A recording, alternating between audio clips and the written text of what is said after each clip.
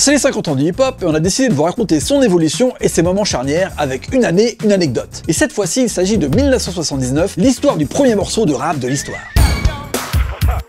À la fin des années 70, le hip-hop est devenu un mouvement culturel énorme, surtout à New York. Mais pour l'instant, aucun disque n'a réussi à recréer l'ambiance si particulière des block parties de Cooleur, Grandmaster Flash ou Afrika Bambaataa. Pourtant, en 1979, Sugar Hill Gang, un groupe monté de toutes pièces par Sylvia Robinson, va exploser tout ça avec un tube, Rapper's Delight, qui reprend le Good Times de Chic, sorti quelques mois plus tôt. Et vous connaissez absolument tous ce morceau, c'est le premier vrai succès du rap, mais ce n'est pas le premier morceau de rap sur disque malgré ce que beaucoup pensent. Quelques mois plus tôt, le groupe de disco-funk The Fatback Band termine son 12e album et Bill Curtis, le batteur et leader du groupe, trouve que c'est peut-être l'album de trop. Il n'y a pas de tube. Il en parle en studio avec son producteur et bras droit, Jerry Thomas. Mec, il faut qu'on trouve un truc nouveau là, tu vois notre instrumental Catch the Beat, et si on faisait un rap dessus? Jerry répond, mais un rap? Mais personne ne sait rapper dans le groupe, comment tu veux qu'on fasse ça? Dans le studio, il y a un roadie du groupe. Moi je connais un gars de mon quartier qui est super chaud en rap. Bill dit, ok, vas-y, ramène-le demain soir. Le lendemain, le roadie se pointe avec un jeune gars nommé Timothy Washington. Personne ne le connaît. Il rentre dans la cabine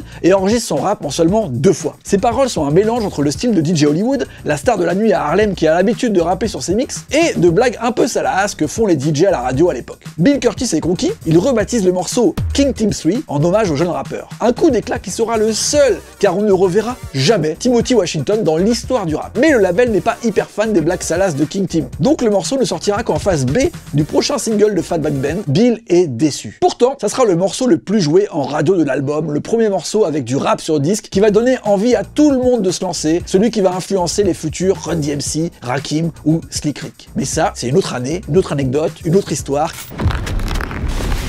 Mini